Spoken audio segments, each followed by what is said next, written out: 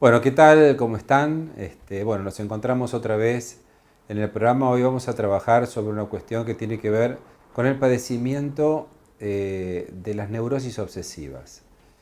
Nosotros estamos muy acostumbrados a trabajar desde la perspectiva de lo que son los trastornos mentales, ¿no? Entonces, nosotros vamos a encontrar los trastornos obsesivos compulsivos dentro del DSM-4, dentro del DSM-5, que es el Manual Pronóstico, Diagnóstico y Estadístico de las Enfermedades Mentales, dentro del apartado de los trastornos de ansiedad como un subtipo de los trastornos de ansiedad.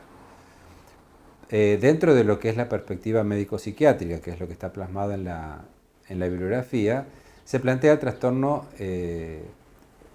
obsesivo-compulsivo como una serie de características tanto de pensamiento como de acciones muy ligadas a un tipo de pensamiento reiterativo, constante, incómodo, que tiene que ver con situaciones que el sujeto no puede frenar, no puede parar de pensar, no puede parar de contar, no puede parar de hacer un ejercicio mental de conteo, de acomodación, de orden. Por otro lado, no solamente desde lo estrictamente mental, sino también desde lo que se denominan rituales, que también tienen que ver con rituales de limpieza, con rituales de orden, con rituales de conteo, con rituales de no poder dejar de hacer ciertas actividades en función de lo que el obsesivo entiende que no puede dejar de hacer. Y esta lógica remite a una situación bastante particular que tiene que ver con que se asocia a algún pensamiento o idea ligado a la muerte o ligado a alguna situación muy desgraciada por parte del sujeto o del entorno del sujeto. Esto es, si no acomodo las toallas como tienen que estar perfectamente acomodadas en el lugar que corresponde, puede enfermarse uno de mis hijos.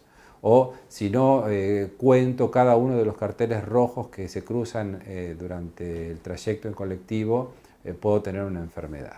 Bueno, estos pensamientos que son absolutamente faltos o carentes de una cuestión racional y que el paciente es totalmente consciente de que carece de eso. O sea, el paciente no tiene la sensación de que realmente algo de eso va a ocurrir, pero el tema es que no lo pueden evitar. No se puede evitar pensar, el pensamiento es intrusivo, es molesto, es permanente. Pensamiento de cualquier índole. A veces ni siquiera un pensamiento específico, sino necesidad de hacer cosas con el pensamiento. Insisto, como contar, ordenar, ascender, descender. Bueno, esto es una patología bastante antigua y por sus características a veces hasta un poco cómicas. De hecho, se han hecho muchas películas con un tinte de comedia en relación a este tipo de padecimientos. Pero convengamos que son padecimientos realmente muy, muy incómodos para aquel que lo vivencia, ¿no? Eh, Pensemos que siempre que hablamos de un trastorno, hablamos de algo que realmente angustia al sujeto. No todos los obsesivos se angustian con su obsesividad, al contrario, hay algunos obsesivos que tienen ciertos rituales, hacen ciertas cosas o tienen ciertos pensamientos y esa rigurosidad les genera hasta en algún punto algún tipo de beneficio en el ámbito laboral o en el ámbito interpersonal. Pero acá vamos a hablar de los pacientes que realmente sufren de esto, que realmente padecen de este malestar. Y ese padecimiento se manifiesta muchas veces en el consultorio con: mire, licenciado, no puedo dejar de pensar en algo que para mí es absolutamente absurdo, pero se inserta en mi cabeza y no puedo dejar de pensar en eso, no puedo dejar de hacer tal o cual cosa, no puedo dejar de atarme 22 veces los cordones antes de salir, con lo cual me demoro un montón para ir o para salir o para venir. Bueno, estas situaciones que son bastante típicas de los pacientes con este tipo de trastornos y que de alguna manera es muy difícil encontrar, bueno, cómo hacer para que el sujeto deje de pensar o se libere un poco de ese pensamiento o pueda entender racionalmente que nada de lo que está haciendo tiene injerencia directa en ningún tipo de situación de riesgo para el sujeto. Aun cuando racionalmente el sujeto entiende que esto es así, no puede evitar hacerlo. Desde el punto de vista descriptivo, desde el punto de vista de lo que nosotros entendemos como semiología, el cuadro psicopatológico se caracteriza por esta serie de síntomas o manifestaciones o expresiones. No dan mucho lugar a pensar, bueno, pero ¿qué está ocurriendo ahí? ¿Qué es lo que pasa que un individuo, una persona, no puede dejar de pensar? Y no puede dejar de pensar de esa manera, incómoda, intrusiva y permanente. Desde la perspectiva psicoanalítica pensamos al revés. Nosotros decimos, bueno, no es el síntoma o no son las características o lo que el sujeto dice o hace o piensa, sino es aquello que ese pensamiento incómodo está tapando, está ocultando, obtura. ¿Y qué es aquello que el sujeto obtura y reprime con estos pensamientos intrusivos? Bueno, tiene que ver justamente con el orden del deseo. Hay algo del orden del deseo que el sujeto no puede expresar e inconscientemente se generan estos mecanismos de defensa que son inconscientes que hacen que el sujeto no se las vea con su verdadero deseo. Fíjense que por lo general, dentro de lo que son las estructuras obsesivas, encontramos características que van más allá de estas situaciones con el pensamiento y con el orden, que tiene que ver justamente con la postergación, con la incapacidad de tomar decisiones, con la sensación de que cada vez que decido algo siento que estoy decidiendo mal, entonces no decido, o solicito que otro decida por mí. No me las quiero ver con el deseo.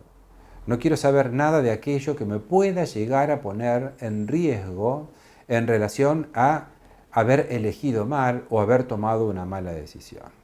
Cuando hablamos de deseo, no hablamos solamente del deseo sexual, estamos hablando del deseo en general y de la falta de capacidad del obsesivo de tomar decisiones, de poner en juego su deseo.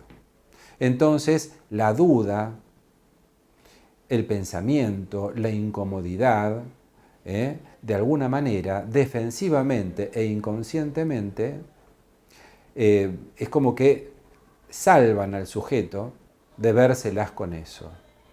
Entonces, bueno, nosotros desde esta perspectiva, el recorrido clínico es buscar qué es aquello que para el sujeto es inconsciente, o sea que el sujeto no sabe nada de lo que se está tratando, para el sujeto es inconsciente.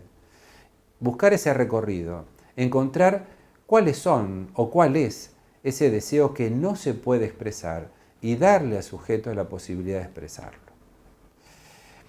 Es bastante difícil porque por lo general el sujeto nunca conecta sus dudas, sus inquietudes, sus incapacidades, su pensamiento o sus rituales con algo de un orden del deseo insatisfecho o del deseo incapaz de ser puesto en juego.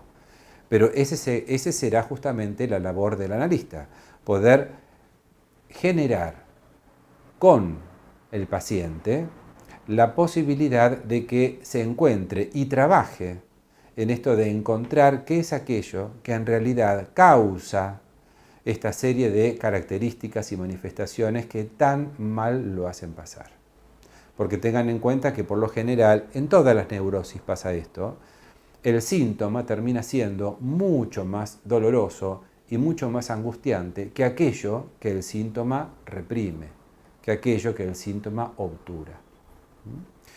Así que bueno, seguiremos charlando de esto. La idea es poder pensarlo desde las perspectivas, porque si no quedamos en que el TOC es una serie de manifestaciones y pensamientos que viene porque sí e incomodan a las personas. Y esto es una forma de pensar la clínica.